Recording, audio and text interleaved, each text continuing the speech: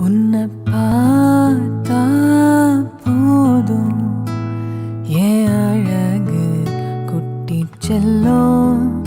இந்த ஜென்மம் தீரும் ஏன் அழகு குட்டி செல்லும் இறைவன் அவன் உருவம் எது நான் காண்கிறேன்